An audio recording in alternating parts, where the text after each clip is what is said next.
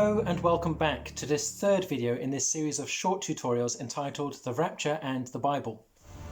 I'm talking you through my book, which is simply called The Rapture, and trying to help you to understand what it's all about.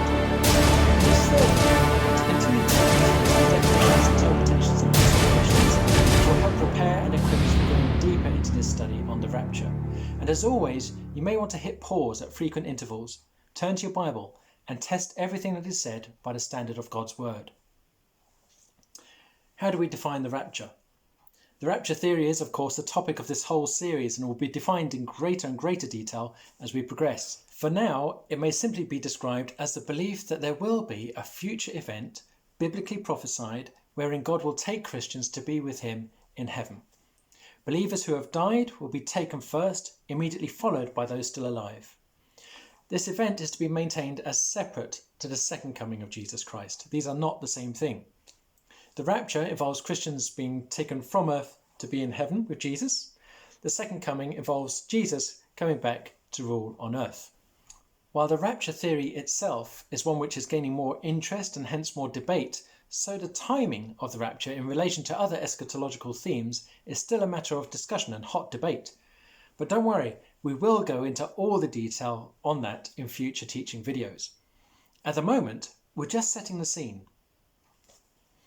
So, the Antichrist. An Antichrist is anyone who opposes Jesus Christ, and the actual word Antichrist only appears in the letters of John. However, in eschatological terms, this word is often used to describe and prophesy a real person, an individual who is predicted to become very persuasive and powerful, both politically and religiously, but who will ultimately be possessed by Satan himself as to present to the world a counterfeit Christ. He will even have a helper, known as the wonder-working false prophet. Between them will exist an evil trinity of Satan, the Antichrist, and the false prophet. Other titles given to this character include the Beast, the Ruler who will come, and the Lawless One, among many other names which help describe his attributes. Given his relationship with the devil and his contrast to everything Christ-like, it will be no surprise that he comes to power through deceit. The coming of the Lawless One will be in accordance with the work of Satan, displayed in all kinds of counterfeit miracles, signs and wonders, and in every sort of evil that deceives those who are perishing. The Bible tells us that the Antichrist will confirm a covenant which includes Israel and many others, and that the confirmation of this covenant will mark the beginning of the final 7 years before the second coming. And we call this final 7 years the tribulation period. More on that in our next video.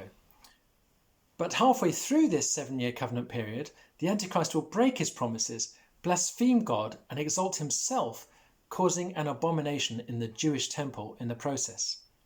All of which will help the Jews to recognize him as the deceiver, and simultaneously recognize Jesus as the one and only Saviour.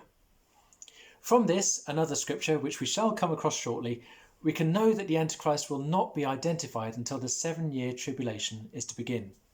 And even then, only those with knowledge of biblical prophecy will be able to identify him, while the rest of the nations may well be impressed by his covenant-making abilities. When I refer to Israel, I literally mean Israel and the Jewish people, the Israelites, named after their biblical ancestor Israel, who we find in the book of Genesis, also known as Jacob, son of Isaac, son of Abraham. Some scholars have taken eschatological references to Israel as symbolizing the church. Such discussion belongs to a separate study, but my conclusions from studying this matter over many years have led me to believe that any references to the church and Israel are to be distinguished and are not interchangeable. When we talk of Israel in eschatology, we're talking about Israel, the Israelites, the Jewish people. Throughout our teaching series, the word Gentile simply refers to anyone who is not a Jew.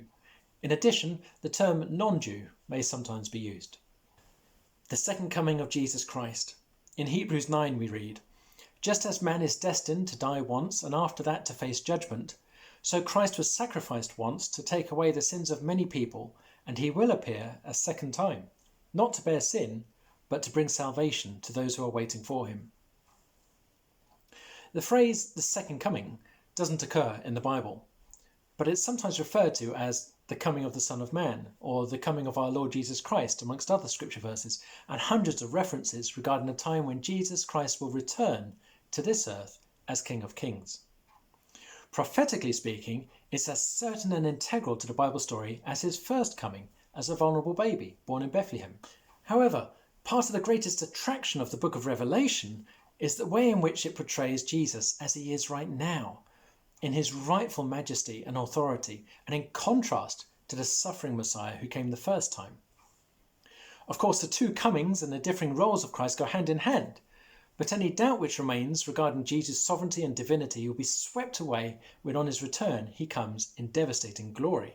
For this reason, perhaps the most apt biblical title given to this moment is The Glorious Appearing of Our Great God and Saviour, Jesus Christ. So what about Armageddon? In Revelation chapter 16 we read, "Then they gathered the kings together to the place that in Hebrew is called Armageddon."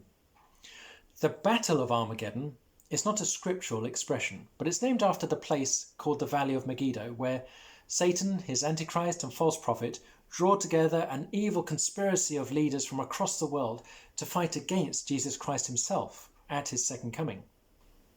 Again in Revelation 16, "Then I saw three evil spirits that looked like frogs come out of the mouth of the dragon, and out of the mouth of the beast, and out of the mouth of the false prophet. They are spirits of demons, performing miraculous signs, and they go out to the kings of the whole world to gather them for the battle on the great day of God Almighty."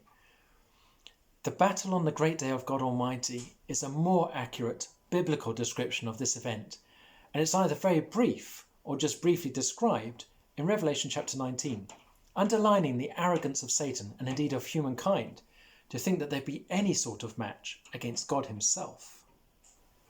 It would be worth considering that to reach such a hatred for Jesus that one would be willing to try and fight him may reveal the lying ability of Satan's diabolically perfect man. Or it may reveal the degree of hatred and jealousy the world has against the Jewish people. Or it may be a backlash against the anger felt if millions of Christians had previously been caught up in a rapture.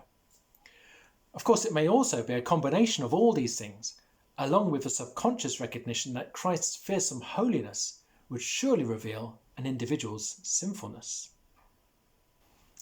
That's enough for now. I promised that I would try and keep these videos short and sweet so that you can revisit them and take your time to absorb the information given. I encourage you to do so with your Bible in hand and take your time, go over this again. And when you're ready, I'll see you in part 4 of the series, when we'll continue to set the eschatological scene as we get to grips with Daniel's 70th week, also known as the 7 years of tribulation, which culminates with the return of Jesus. Thank you for watching, and may God bless you.